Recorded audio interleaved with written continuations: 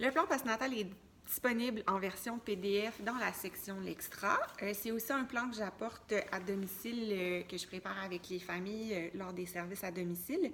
Sinon, tous ceux qui font un achat d'une boîte de plus de 60 reçoivent l'accès à la section L'Extra. C'est aussi possible de payer seulement pour la section L'Extra.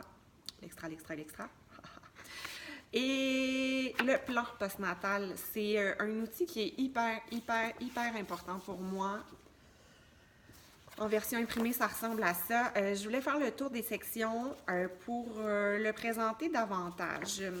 On passe beaucoup de temps avec une accompagnante à la naissance, on prend des cours prénataux, on lit tout ce qu'il faut pour l'accouchement, la gestion de la douleur. C'est évidemment essentiel de faire tout ça, de bien se préparer à ce moment, à ce grand moment de la vie. Ceci dit, c'est aussi important de préparer le retour à la maison.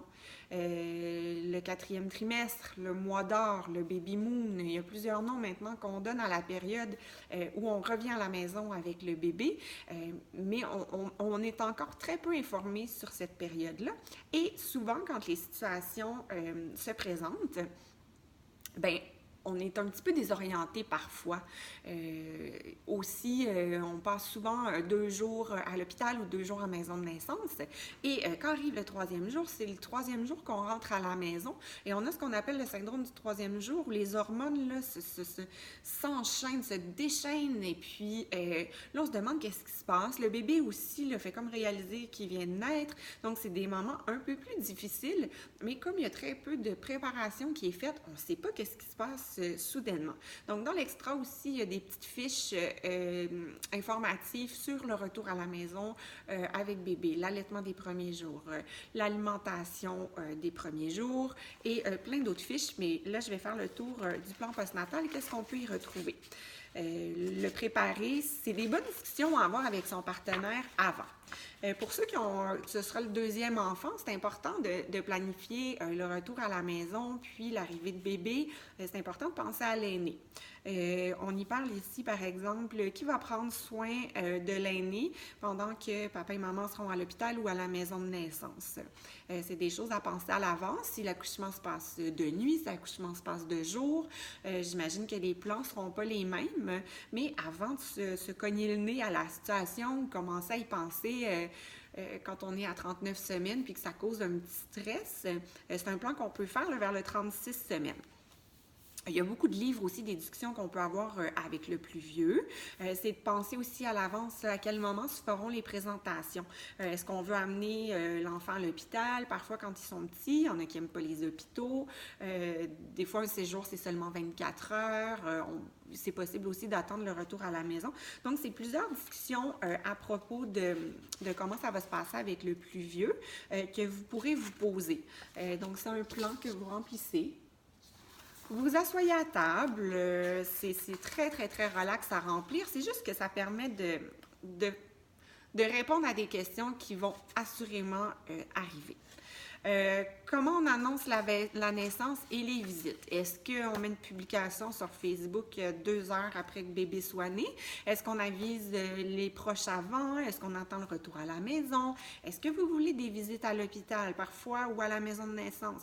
Parfois, encore une fois, c'est rapide. Peut-être qu'on n'a pas envie d'avoir de visite à ce moment-là. Ou si oui, qui sont les personnes qui seront autorisées? Donc, c'est d'avoir cette discussion-là aussi avant pour éviter les malaises. Comme ça, les gens sont avertis de quand se feront les visites, la famille aussi. Puis, encore une fois, on évite du stress sur le moment avec un nouveau bébé naissant dans les bras. On va parler aussi de l'alimentation pour maman, que maman soit bien nourrie. Je le dis souvent, les sushis à l'hôpital, quand on vient d'accoucher, c'est pas la meilleure chose. On y va, vous pourrez lire à ce niveau-là aussi l'alimentation des premiers jours, qu'est-ce qui est l'idéal de manger. Mais ça, ici, on va pouvoir lister qui peut cuisiner, qu'est-ce qu'on aime. Une suggestion aussi que je faisais à une maman cette semaine, allô Catherine, c'est drôle parce qu'elle s'est retrouvée avec que de la lasagne dans son congélateur parce qu'elle aimait la lasagne. Ce que je propose, c'est de varier les plats que vous allez mettre en backup dans le congélateur parce que vos envies de femme enceinte ne seront pas nécessairement les besoins et les envies que votre corps va vous dicter quand le bébé va être arrivé. Donc, si vous avez fait une grosse batch de spaghettis puis que là, vous avez que de la sauce à spaghettis puis que des lasagnes dans le frigo puis que finalement, ça ne vous tente pas du tout de manger ça, ben c'est un peu plate. Donc, allez-y avec vraiment de la variété avec plusieurs plats, peut-être plus des petites portions, des collations aussi, des galettes, des biscuits à l'avoine là, que vous pouvez cuisiner là, en plusieurs quantités, puis varier les saveurs. Donc, pour avoir des collations, des boules d'énergie, ça se congèle bien aussi. Donc, y aller avec la variété. On essaie aussi dans le plan postnatal de trouver qui va être capable de venir aider dans les collègues, les amis, la famille. Je vous propose même d'y aller semaine par semaine pour les 4 premières semaines. Qui va pouvoir venir aider? Est-ce que après ça, on peut y aller aussi avec des femmes une femme de ménage qu'on peut prendre pendant le premier mois peut-être, ou un grand ménage une fois dans le mois. Donc, qui va venir aider? Puis qu'est-ce qu'ils vont faire concrètement pour aider? Parce qu'on a besoin les premières semaines là, de se faire aider, pas juste de quelqu'un qui arrive avec un cadeau pour le bébé, on prend le bébé, ça va au-delà de ça. Donc, on essaie de planifier ça. Ensuite, je vous propose aussi de faire une liste des professionnels de la santé spécialisés en périnatalité, spécialisés avec les bébés, spécialisés avec les femmes qui viennent d'accoucher. Si votre bébé, vous vous rendez compte qu'il y a 2 semaines, il dort juste d'un côté, il a de la misère à allaiter d'un côté, il n'est pas bien, clairement, il aurait besoin d'un ostéopathe, mais là, vous êtes déjà stressé de cette problématique-là avec votre bébé, là, vous vous mettez à la recherche d'un ostéopathe à ce moment-là. Puis là, c'est compliqué, puis c'est long, puis si on est émotive avec un nouveau bébé, là, donc si à la place, vous aviez planifié une liste des professionnels à l'avance, tout ce que vous auriez pu faire, c'est prendre le numéro. Ah oui, c'est vrai, j'avais listé c'est qui dans ma région, moi, les 2 meilleurs ostéopathes pour bébé. J'ai déjà ça, j'ai déjà un acupuncteur ou chiro, massothérapeute. Vous mettez tous les numéros importants sur cette liste-là, mais vous la faites avant votre accouchement. Comme ça, s'il arrive une petite problématique, la problématique, elle va être beaucoup moins grande parce que vous allez être prête en partie. Ensuite, dans le plan, on va inviter la maman à lister des choses qui la rendent heureuse, qui la rendent bien, parce que c'est important, le cytocine, on se perd un petit peu, donc il y a des choses aussi, on vous demande de mettre aussi sur papier des choses que vous détestez. Je déteste. Si vous détestez, c'est vraiment faire le lavage, vous n'aimez pas ça, le plier, encore moins, bien cette tâche-là, pour les premières semaines avec bébé, vous allez déléguer-la. Trouvez quelqu'un, une amie, votre mère, votre belle-mère, votre mari, le conjoint, le partenaire, qui pourrait venir vous enlever cette tâche-là qui ne vous fait pas envie du tout. Donc ça, c'est des choses importantes aussi. Les premières semaines, c'est vraiment de s'écouter puis de faire les choses qu'on aime. Je vais vous demander aussi, aux partenaires, on demande de lister les craintes. Vous avez peur de quoi? Vous avez peur de vous perdre comme couple? Vous avez peur de ne pas dormir? Écrivez-le.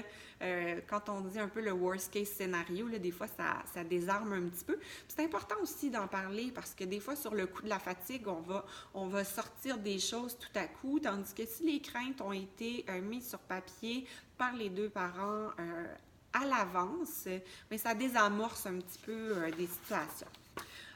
Ensuite, on va parler de la maman bien entourée. Là, c'est un moment de mettre les amis, les activités, les cafés, des groupes qu'il y a dans la ville, des activités qui vont proposer, des centres qui vont proposer des activités maman-bébé, etc. Et on parle aussi, pour terminer, de la vie de couple. Très important, c'est le fun d'en parler avant parce que, je vous le dis, là, dans le tourbillon là, des premières semaines avec bébé, oui, c'est pas toujours facile pour le couple. Si vous vous dites avant, ben moi j'aimerais que quand bébé aura 3 semaines, 4 semaines, 5 semaines, 6 semaines, vous y allez un peu au feeling, ben quelqu'un pourrait venir garder 2 heures. Qu'est-ce qu'on aimerait faire, tu sais?